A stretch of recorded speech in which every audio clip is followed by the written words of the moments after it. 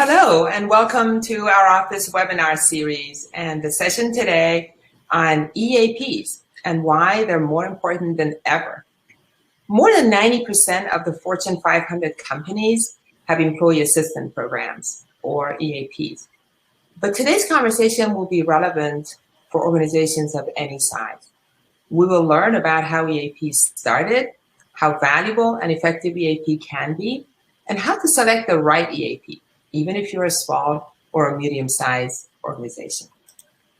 I'm Sonia Sepaban, CEO of our office, where we help organizations of all kinds build an inclusive workplace by providing the 3 Ps, the professional, the process, and the technology platform, all at an affordable annual subscription. I'm delighted to be joined by Susan Lear, an industry insider and CEO of Balance EAP. Welcome, Susan. Thank you, Sonia. We also have Anushka Sarif, one of my colleagues from our office. She will be moderating the questions in real time and chiming in as needed. Thanks in advance, Anushka. So before we get started, let's first make sure you're familiar with what you see on the slides and what the webinar tool does. This is an interactive webinar. There will be polls throughout the session. So please look for the Danny, which is actually this white elephant on the pink background, and which is also happens to be our office logo. You can also use the chat function at the bottom of the screen to ask questions or provide your inputs or perspectives on the discussion. This has been super helpful in the past, and we've had good, lively discussions on chat. We will answer as many questions as possible in real time, and later as well, if we don't get to all of them. So if you'd like to get a response later, please put in your email address. Lastly, please note this session is being recorded and will be available after the webinar on our events page at ouroffice.io/events. All right, so here is the agenda. We'll start by talking about the history and evolution of the industry. Next, we'll reframe the conversation to discuss employee wellness, especially in 2021, and how EAPs are really part of the employee wellness framework. And we'll unpack the benefits of EAPs to employees as well as HR in this context. And then the last topic here on the agenda, once we have a good foundation from the first 2 parts of the conversation, is to talk about how to select an effective EAP. All EAPs are not created equal, as Susan will help us learn. And the ROI that you can expect can be different. So that's going to be a really important part of the conversation. So please stick with us until the very end, because we're going to have that conversation. Sounds good? All right. Now, remember I said earlier that this is an interactive webinar where we can have a 2-way conversation through the chats and the polls. So let's start with the first poll to learn more about you. This first poll, as soon as we put it up here, is, does your organization have an EAP program? The options here are yes, we have an EAP. No, we do not have one, or that you don't know. So we'll start to see the results as they come in.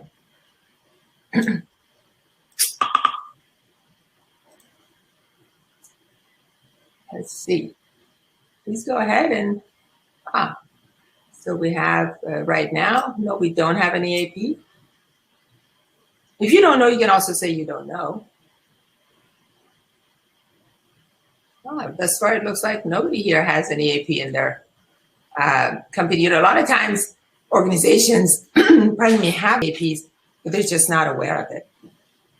So that might be the case here. So, pardon me, sorry about that. Susan, your family has been in the EAP business from the beginning. So we're very fortunate to hear how it started and how it has evolved from an insider like yourself. Can you please start at the beginning?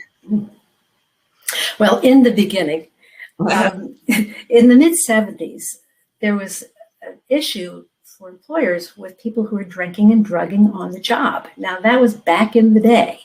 And so they had to solve that problem. What they did was they went to counselors who could work with their employees to help solve those issues and help them re-engage and become productive. And they also needed help developing policy because they may have been, complicit. And I'll give you an example. In fact, this was our first client in Central Ohio here, a major beer plant. They offered beer on tap.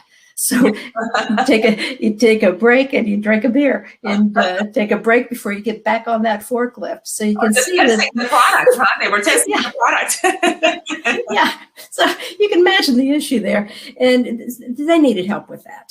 And that's how the Employee Assistance Program was born. It was through the mental health professionals who stepped in to do that. And over time, these counselors had an opportunity to sell their book of business, and most of them went back into their private practice. And the EAP industry grew as one book of business was sold to a larger company, and that was sold to someone larger. And now companies will buy their employee assistance program from their medical insurance provider, maybe payroll, perhaps it's a snap-on to the long-term disability. And we can talk later about the differences in those EAPs. And for us, we remain a freestanding EAP. It's what we do, and we've done that for over 40 years now. So about when would you say it started changing to this, about how many years ago are we talking about? When did that exactly happen? Because this started in the 70s, I guess? Or? Yes, in the 70s. So this was my husband's company. He started this with a partner in 1979. So I'm operating on recollection right now about the conversations I would have with him. And I would say to you that in the 80s, he would talk about, they were all independent here. And these counselors who had these EAP contracts, they knew each other, and they would get together and they would meet. And so I was aware, listening to John, that these people would sell their book of business to maybe a hospital who was wanting to create a hospital-based EAP. And I can remember John had his first opportunity to sell his business in the 80s. So it didn't take very long for organizations to figure out, okay, what can we do here to get in on the action? Because it was an innovation at the time, and it was wide open, and it could be very lucrative. And now I can tell you that the employee assistance industry is a saturated industry in all of the United States. It is marketed heavily to mid and large size companies. And that's something that we'll talk about today, is how the small business has been left out of this, and how small businesses can get in on having an EAP for their employees. Absolutely. So at this point, what do you think about, this may be a hard question to answer, but what's your guess, just because you have such a history and you've been with it and you're so active in it, what percentage are independents like yourself, and what percentage are, the bigger entities that sort of package this inside of, the I don't know what the percentage is. I can't offer that. I can say to you that the larger organizations, the mid and large organizations, they are marketed to constantly. Not the smaller companies, but I wouldn't be able to offer you that percentage. I don't know. Yeah. So we'll mostly hear about the bigger ones, how do you get your message out just as an independent? How do you make people aware? Well, we market online. We buy our Google ads, and so people will find us. That's been good for us. A lot of the independent groups will work in their close geographic area. They might continue to have just a small book of business. If they have a larger book of business, it could be regional. But when you get to marketing nationwide, then it tends, the big dogs are in there. And again, they're knocking on the doors of the mid and large size companies. And that's a challenge for me, because what will happen is that we have over time shed our big clients, the 2,000, the 3,000, so on, because what they'll say is, I got an offer I can't refuse. I see. So that's my competition. So, the medical insurance will say, what are you paying for your EAP? Now, if it's a really big company, they'll say, well, we've got one for free. Right. And then I would wonder, well, okay, so how's that working for you? But that's another subject. Yeah, let's talk about this, about how it's kind of like you get what you pay for, right? And in this industry, when you're truly, the employee assistance program, I think what you described largely explains why there is a bit of a challenge in terms of a bit of a stigma still. Would you say there's still that stigma of people think because of the roots of it when it started with the issues that EAPs were dealing with, even though now it's a much broader set of assistance and services that can be provided to employees.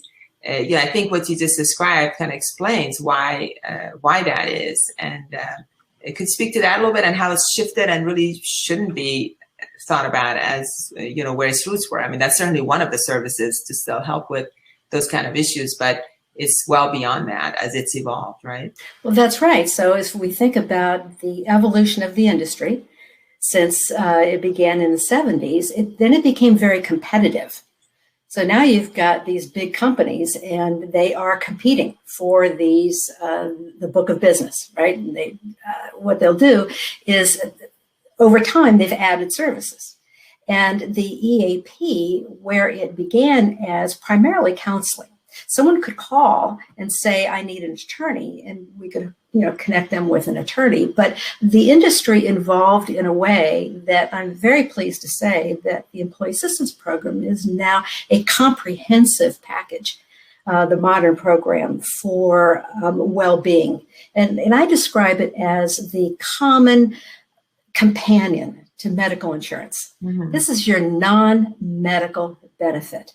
And when I say that it's comprehensive, it includes not only the mental health counseling, and to your point, Sonia, is that's what people will think about when they think about the EAP. They think about it as counseling. And so we are reminding the employees we cover monthly, we remind them through our newsletter that there are other services to support them. And so that would be legal consultation, financial consultation, work-life balance solutions. We offer an included well-being website. And here's how this might play out. Someone would think, okay, I think I might like to use my EAP for counseling. I'm thinking about moving out, leaving my husband, and I could use some counseling because things are just not going right. So we can connect them. They'll call and we'll offer to connect them to a counselor. But in that conversation, we might say, would you like to be connected also with our legal team, with the financial team? So when I say to you that it's a comprehensive package, we have a lot of services. And often what brings somebody into counseling could be, there's might be another issue attached to that we can be helpful with. Absolutely. This is a great segue to really what you're talking about is rethinking employee wellness as encompassing this suite of services that these types of EAPs can now provide, and all the benefits. I know you shared some data when we talked earlier about the reportings on the amount of productivity loss just due to employees having to call in sick to take care of a loved one or getting to work late for provided reasons. Is just huge. It's about, I think, close to $40 billion, according to a study that was done back in 2015. And this is before the COVID crisis. So the recent visibility of other kinds of tensions, right, racial tensions, and then the stress that COVID itself has put on everybody.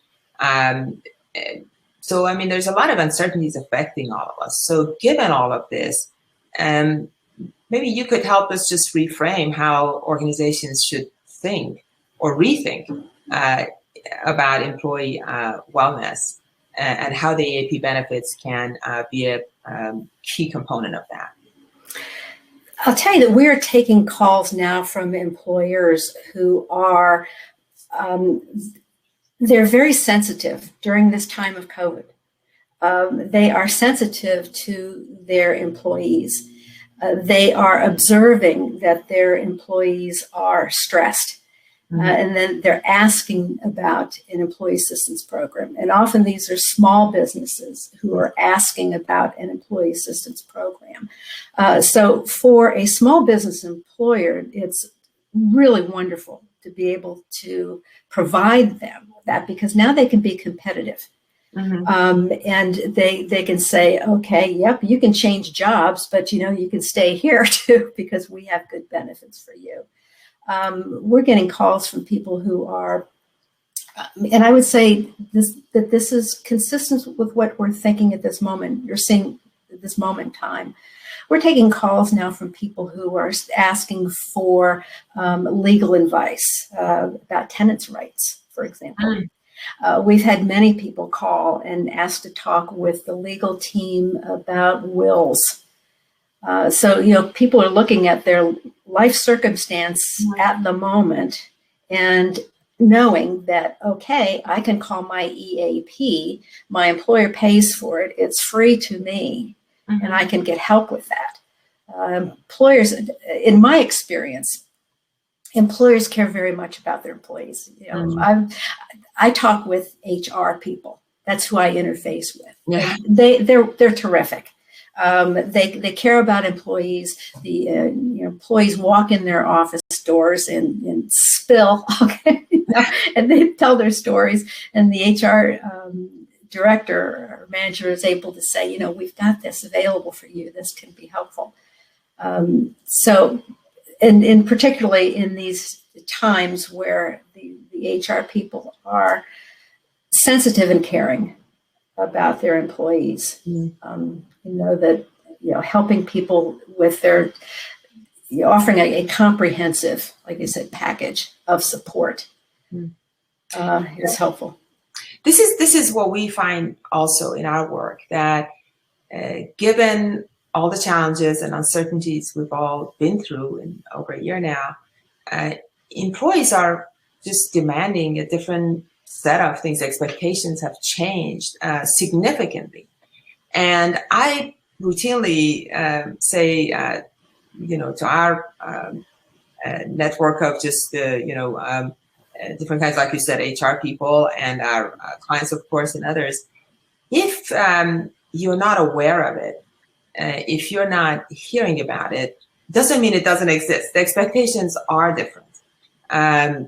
People are finding out that they really need things, that they're on their own about making a lot of decisions. We are just all confronted every day with decisions we have to make for ourselves, for our family, that affect significantly our health, our economic well-being, our safety sometimes. And so these are big questions that people didn't have to worry about, kind of like on a daily basis, as we have in the last few months. And you hear about organizations that really have shown their employees not just how much they care, but specific things they can do, that they're there for them and providing services and things. So what we talk about a lot is that once there is a good level of vaccination and people start going back to their workplaces and so on, or having some kind of a hybrid situation, the war for talent is going to be really heating up again. Because a lot of organizations that maybe have not been as active can get active again. Everybody wants to kind of hurry up and make up for the lost time. And now people have much more options, because there's a lot of jobs that can be done remotely, and they're not tied to which city I live in or what what part of the country I'm in. And so we always tell people that you are kind of writing you're kind of doing your employee branding now with the actions you're taking or inaction. So we always say, regardless of what you do, you should rethink what you're doing in terms of benefits in general. And this is an area that I think when people think of benefits, their mind always goes to, the medical side of it. So I really like how you gave us a different framework of thinking of this as all the non-medical side of it. So maybe, do you have any anecdotes of actual situations that have happened, maybe without naming names, share size of the company and like they maybe, took advantage of this kind of program and how their employees were able to really benefit from it? I mean, this is really impacting people's lives, right? People's lives. Yes, and you caught my attention when you mentioned that someone might have an EAP and they don't know it. I got an email from someone just a week and a half ago, and he says, "I need an EAP and I need it ASAP." So, I sent him an email back, didn't hear from him, and tried again, and he says to me, "Oh, well, yeah, I was told that we do have one. I just didn't know it." And so what I would say is, if you're looking for an EAP, you want one that people are going to know about. And we are not, I'll talk about us, we are not an employee assistance provider that takes somebody's money and hopes that they don't call. Because our clients, where the employees, they all know that they have an EAP. They may not know the name of us, but they know that they have one, because we remind them every month with a monthly newsletter with our contact information, because we want this to be top of mind when they need it. Someone years ago described an EAP as similar to AAA. It's there when you need it. So speaking of when you need it, I mentioned those component features of our EAP, which is the modern EAP, the counseling, legal, financial, work life, and web. But there's a sixth component part that's important, and that is the support that the EAP can give to the individual who is managing the HR responsibilities. And because, for example, life comes at you fast. Someone in your organization died over the weekend. We had years ago a person who was electrocuted in Florida in front of his coworkers. In Nashville, there's a woman who was driving on her way to work. She was on her cell phone talking to someone at work, and the cell phone went dead. Well, she was in a fatal collision with a truck. Now, those kinds of instances create panic for the HR individual, because the HR manager knows that everyone's going to be looking at them. And what am I going to say? What am I going to do? And they call us. They know right away to call us. We're trained in that, in collegial death, in critical incident response. We help walk them through that, how that works. If they need someone on site, we help them do that. We've helped companies when they've downsized. They've had to take a lot of people and introduce them to unemployment. So we're able to help the employer, and I think that when an EAP is marketed, that's something to be considered. Is how does it support HR? Because something in a conversation you and I had, I told you that, and I referenced this at the beginning of this conversation, is that the EAP industry started when employers needed help.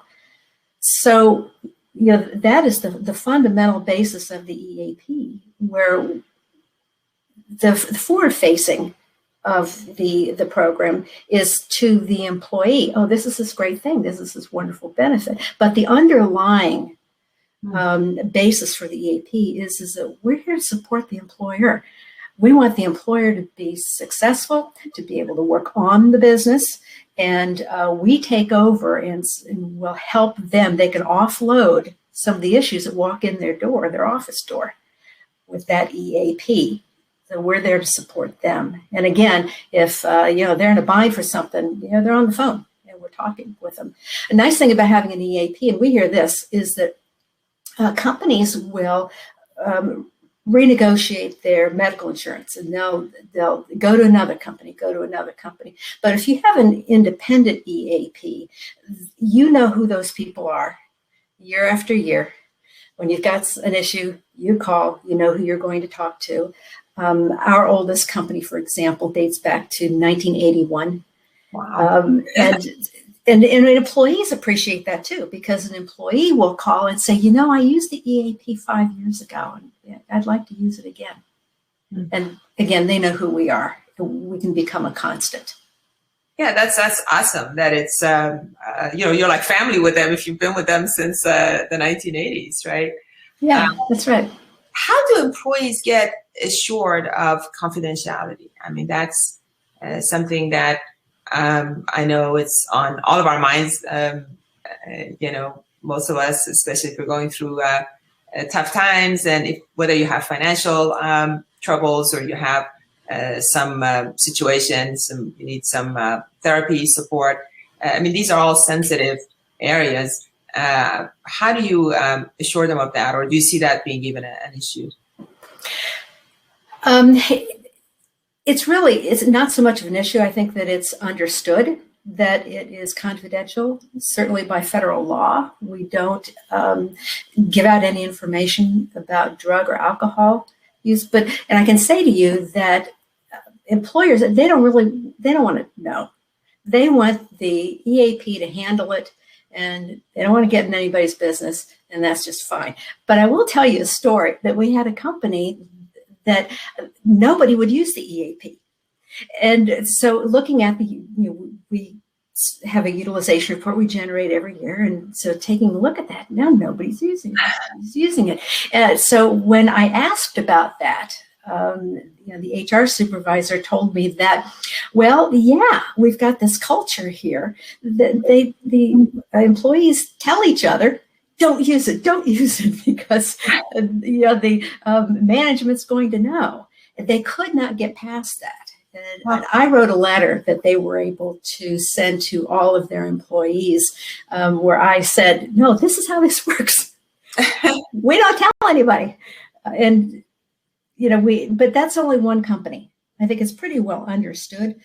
Nevertheless, we do publish it, and we do remind people that it is confidential.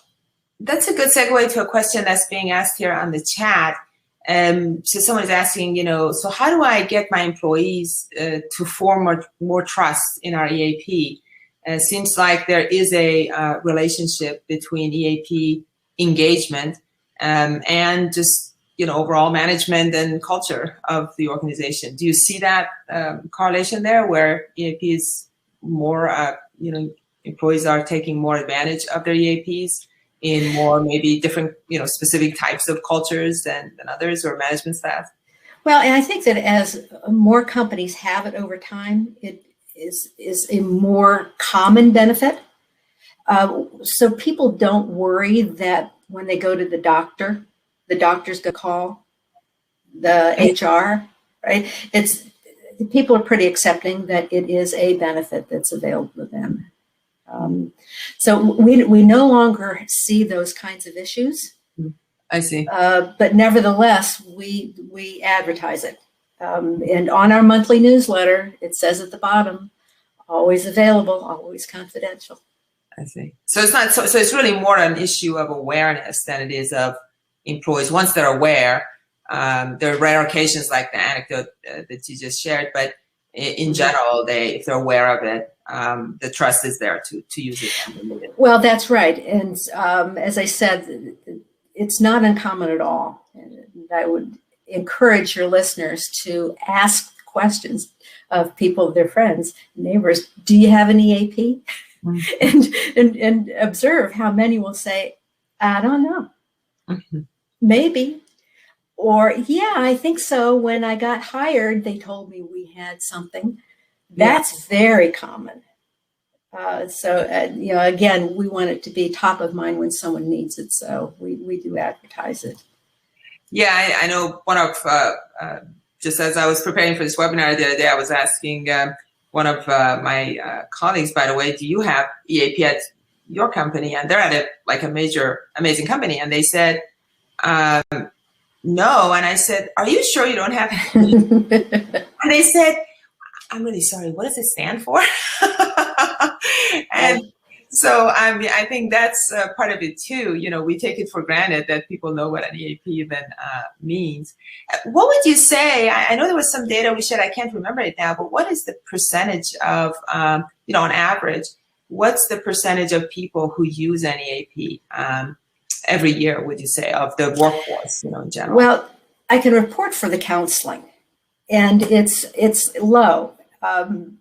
What you'll know about me is that I am as transparent as can be, and I share this information freely. It is a surprise to people to learn that those who avail themselves of the counseling is 2 to 5% in a year's time. Now, you and I can both think of people we know who could probably use a counselor. But think about human nature and how we are as individuals. We tend to tough it out, what we're going through. My husband would say, if people just go see a counselor, they could get through this thing so much faster and with less pain. So what we do is, the nice thing about offering a full package, a comprehensive package, is that what we're hoping that people will do is that they will call us to talk with the legal team when they think, oh yeah, maybe I ought to have a will. Or they call us to talk with the financial team if they're not sure if they should buy or lease a car, or if if they have student debt. We encourage that again with that monthly newsletter, because we're here for so much more. And maybe it's not the counseling you need, but it could be something else. And if you have a good experience with those other challenges that you have, then you'll call us again when you need counseling. Our work-life balance is fun. I'll give you a couple examples of that. Someone would call and say, my parents moved south, and it was great when they did it years ago, because we'd go vacation for a long weekend, and the wintertime was wonderful. However, now I need to get them into assisted living, and they will not move back home. Cannot talk them into doing that. So I've got to get them in assisted living there. I can only take off Thursday and Friday. So I'm stuck. And what they're able to do is offload that to us, to our work-life balance team. And we will we'll get back to them and say, we have availability in these 3 facilities for your parents that meet your criteria, and they have availability now. And here's the contact information, set up an appointment for when you're there. For your long weekend. Someone called us and they said they wanted to send a singing telegram to their boss.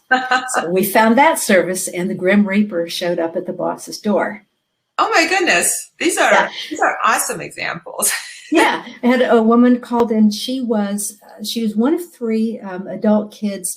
Her parents needed help. She lived several hours away. So she's long distance trying to, find care for them, support for them. She finally got them into assisted living, and she's really relieved. They lasted a week, and Dad says, I'm out of here. I'm going back home. So she called and she says, I used this counseling several years ago. I think I need it again. And in that conversation, and talking about the challenge she was having with, caring for her parents long distance, when we concluded the call, she was grateful. She felt calm, and that, okay, she's got some other assistance here, and she wasn't alone. We can help her with that. I think that's so important, just feeling like you're not alone, at that time. And sometimes maybe you're not like literally alone. You have family members and others and friends, but you don't feel comfortable maybe, or you don't want to burden them. And so having somebody there, that's just, I think it's as they say, priceless, actually. Yes. And when you speak about depression, I seem to remember some data, like in terms of just known cases, right? In the US alone, I think about any given year, about 6 or 7 people are actually diagnosed as being depressed, clinically depressed. And what's interesting, just in that category alone, right? So when you talk about seeking counseling, there's all kinds of different aspects of it. And what's interesting from my perspective, the reason we know these numbers is because, we work about creating a more inclusive workplace, of course. And in that context, we know that individuals that belong to, for example, 2 or more races, their depression levels they jump to about 10 to 11%. So in terms of equity and inclusion, it's really important to understand different needs of different people, and it's not a one size fits all. So when you describe a program that can be so personalized and can really address different people's needs, with the anecdotes that just shared, I think that's, again, just really, from my view, it seems priceless. We have a few other really good questions coming here. One of them asks, in which industries do you see greater success and engagement of EAPs? I would say not by industry, but by gender. Women use it more than men. Need I say more? Not surprising. But so again, it comes back. I love this. We didn't plan it this way, but it's coming back to a question of equity, right? And when you see that some group of people needs it more, why it's really important in terms of being an inclusive workplace to then pay attention to that. And I would say that I'm being silly about this, but there is truth in that male-dominated workplaces are less likely to call an EAP. But nevertheless, I would say that in terms of age, younger people are more inclined to avail themselves of the EAP and in particular, I'm talking about the counseling piece. Mm-hmm. We see a difference in that regard. I see. Yeah. We have some other good questions. We have one that says, how do EAPs operate in a world that is more remote these days? We operate remotely. We have a database of counselors. So our clientele, our client companies are throughout the United States.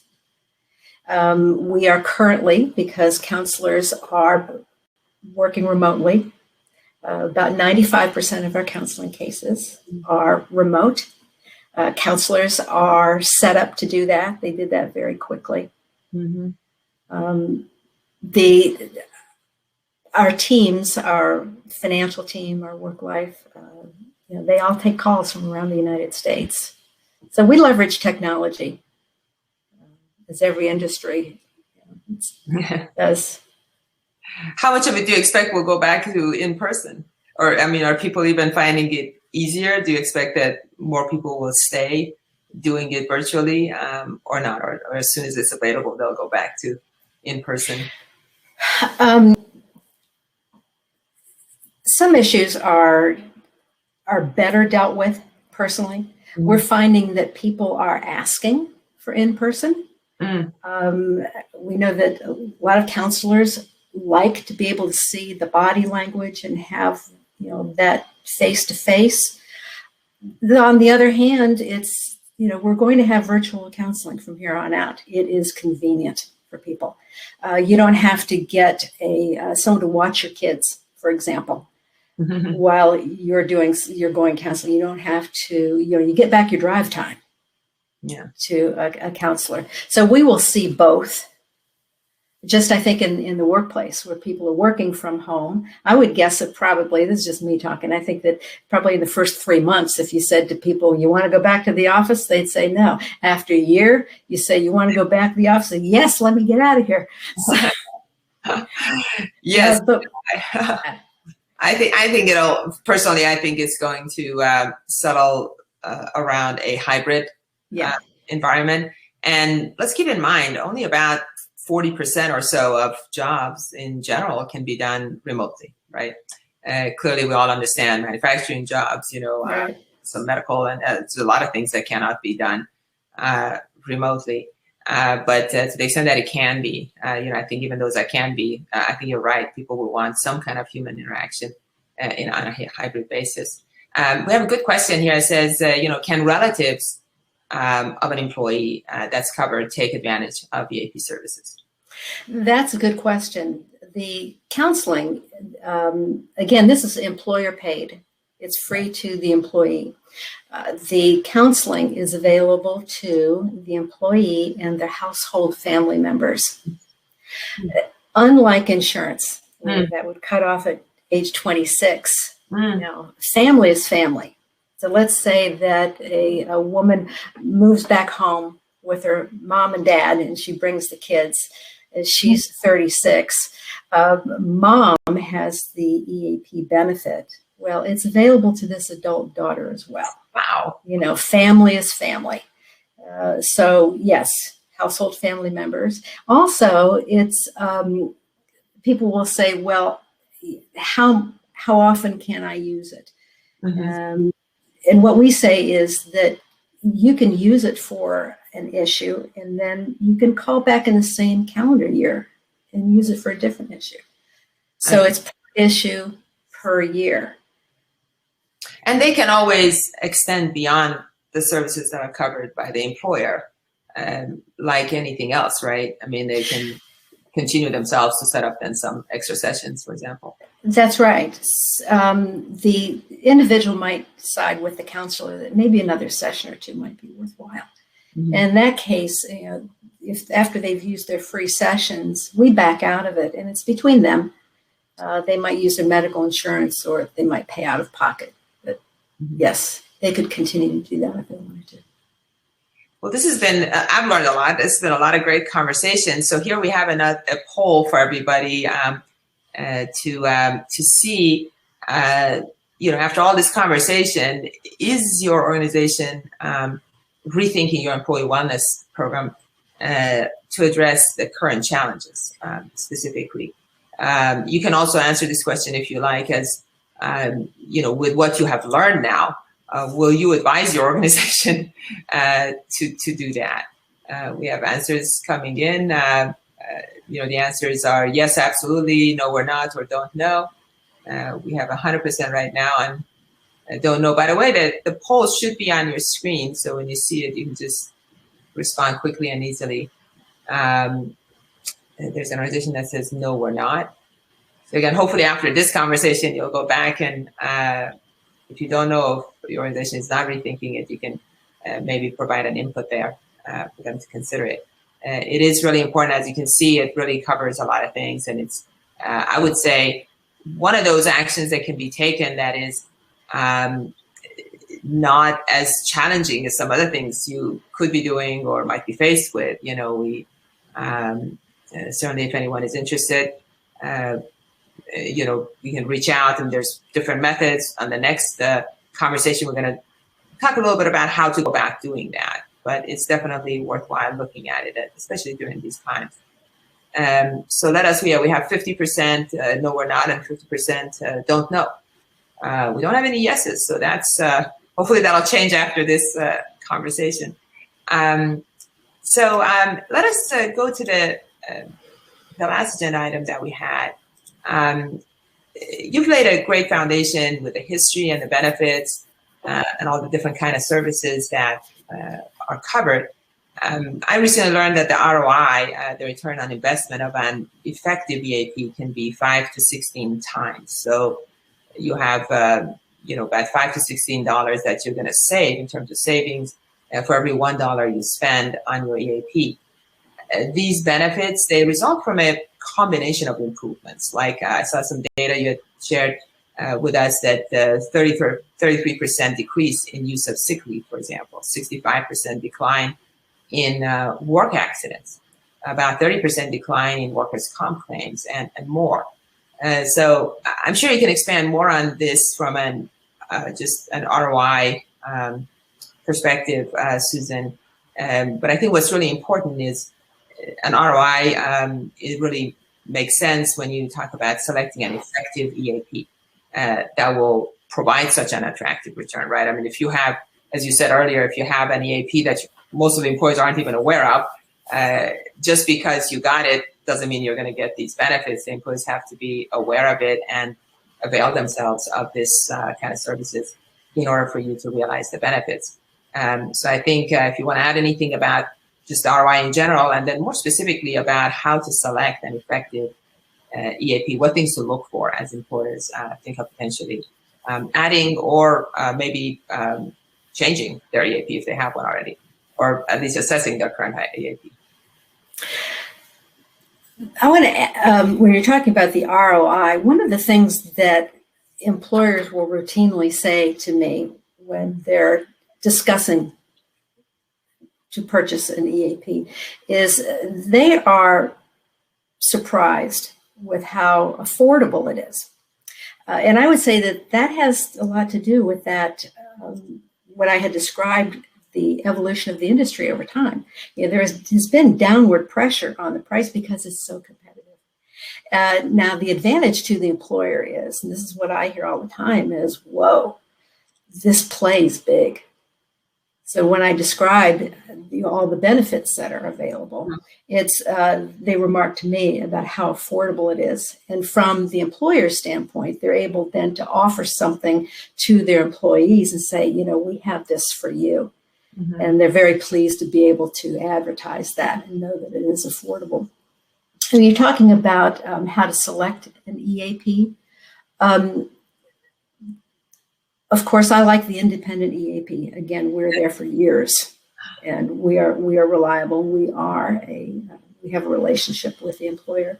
So you want to be cautious when talking with an EAP that advertises, oh, we have hundreds and hundreds of counselors. They won't use hundreds and hundreds of them.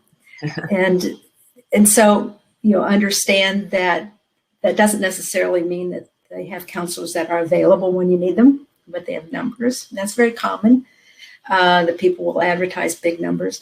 You want to find an employee assistance provider that is available 24 hours a day. We will take calls in the middle of the night. So someone who is in an urgent situation, we are there. An EAP that has one phone number and not many. not a phone number for legal, not a phone number for financial, but one phone number that's easy to remember, or that they have access to. An EAP that will offer a utilization report. I can remember having an employer say to me, "Yeah, I think we got one of those a few years ago, and I couldn't understand it." So we report annually how many people have used it. And it's basic demographic information. What a presenting problem is. No names, of course. It's all confidential. But those are some of the things that you should look for with an EAP. Sure. These are just such great benefits, and as you said, hugely affordable. So I wanted to. I think again the question becomes, are we too small? A lot of companies, this isn't even on their radar. And I know you work with a lot of small companies. What are the smallest sizes you've seen? Can you give us an idea? A company has 2. 20 employees. 2. Oh, I was thinking 10 or 20. Wow. Well, everyone has issues. It doesn't matter if you work for a company of 2 or 2,000 or 20,000. It's all the same. Wow. That's amazing. I think it's such a great way to really differentiate a small company, because as small companies, and ours is, a relatively small one. I know yours is, we all qualify as small businesses. Mm-hmm. And it is just, again, we take a lot of things for granted that, can we really have this kind of a program, these kind of services, and it's kind of a given that the benefits are not going to be as good as the much larger companies. But in this case, I think this goes a long way. And I'll say to you that I think it's particularly useful for a small business. If you're a large company and you have an HR department, well, they'll take care of all that stuff, that people are going through. If you are a small business owner, someone's going to walk, this happens, someone walks into your office and they tell you this issue they have. You're listening and you're thinking, oh boy, when they finish talking, I'm, supposed to say something smart. And having the EAP in the back pocket of that individual is worthwhile. And I'll tell you a story about a landscaper. Landscaping is very competitive. These workers, they'll move from one landscape company to another. And so this business owner was complaining, what do I do? And so he was advised, get yourself an EAP, because what happens is that people will, if they call off work, if they got this going on or whatever, then that individual who wants to be growing his or her business is now not working on the business, but is now working in the business, having to plant trees. So this guy got this EAP, and this is, and now these guys, these workers, they all know each other. They talk to each other. It became known that, okay, we've got this benefit. And so it was the experience of the landscaper that another landscape company, a truck would drive up to the site they're working on. The guy would get out of the truck and say, do you have any openings for me? Wow. Yes. So it became a differentiator for that landscape business. Wow. To be able to offer that and say, come with us. And of course, that makes his crew more stable too. Absolutely. No, it's such a win-win for the employee, for the employer, and such a great story of EAP. Who would know, EAPs as a competitive advantage? It was in this case for sure. Absolutely. Again, I think that's true for a lot of smaller organizations. Why I think this has been really, to me, a great conversation. Oftentimes, it's what we don't know that we can learn, and we can bring advantage to our employees that can really differentiate our organizations. So I really appreciate all of the learning and all of the cool stories that you've shared. I mean, I certainly have, demonstrated how, having been in the industry for so long, and just doing what you do as an independent provider of employee assistance programs is so important. We will certainly answer questions, but let us first go for a moment and talk about some of the other thought leadership things that we do beyond our webinar series, just to make everybody aware. You will see here, you can go to our events page at ouroffice.io/events. We're very active in other ways that can benefit you as well, that you can see here. Typically we are, doing some blogs and some roundtables, ebooks, and so on. And so we invite you to go to the website, of course, ouroffice.io, to see and join any of them. We would love to see you in terms of the different kind of topics that we talk about, and to get your inputs too. So please reach out and let us know what your thoughts are. I want to mention quickly before we run out of time, the next two that are upcoming. I'm really delighted to talk to two gentlemen, one on April 29th and one on May 20th. On April 29th, we'll talk to Joe Bosch, who has been a CHRO at major companies and has a wealth of knowledge and provide us a perspective on diversity, equity, and inclusion. And in May, we will talk to a CEO of a major company, also one that's been around for over 100 years, the builders of the Humvee, AM General. The CEO is Andy Hope, and I'm really looking forward to that conversation in terms of the CEO perspective on diversity, equity, and inclusion. So for all who are tuned in, please put those on your right there on your calendars, and also let anybody in your network know that they could also join us on these future events, and just watch for everything else on our events page. I just wanted to get that in, but I want to come back and see if there's any other questions. So I know Anushka is also online.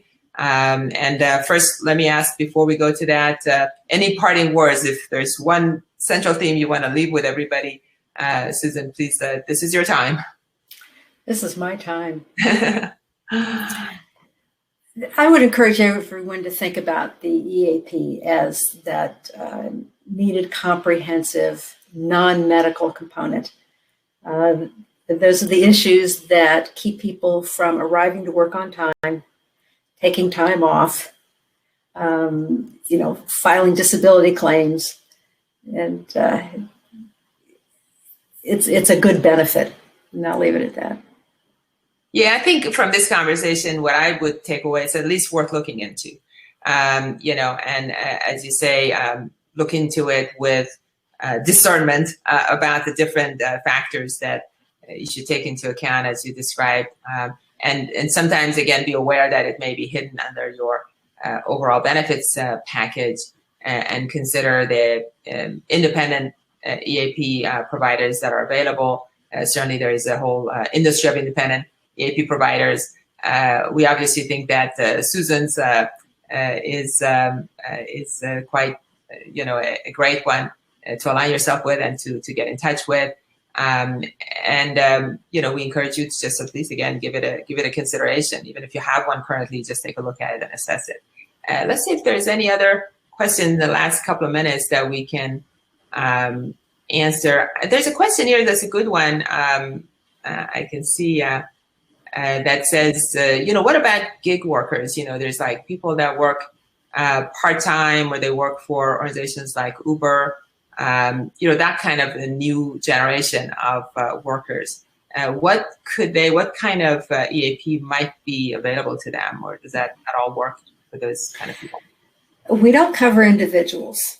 Mm-hmm. We cover companies with as few as 2. That's where we start. Do they have to be W-2 employees, or can they be 1099? They can be 1099. A question that I will frequently get is, does this cover our part-time workers? And I say it's your choice.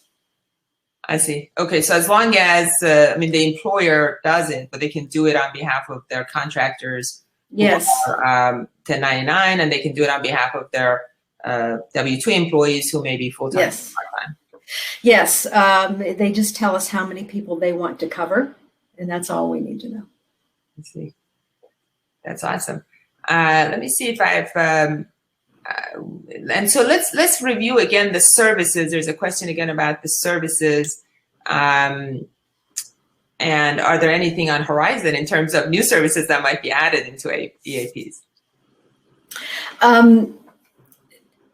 I don't know what that would be. Certainly not for me, because at this point we are selling well to the small business employer who is finding us and saying, "Oh, I was quoted," and I've heard this twice now from very small businesses. They were quoted $6,500 a year.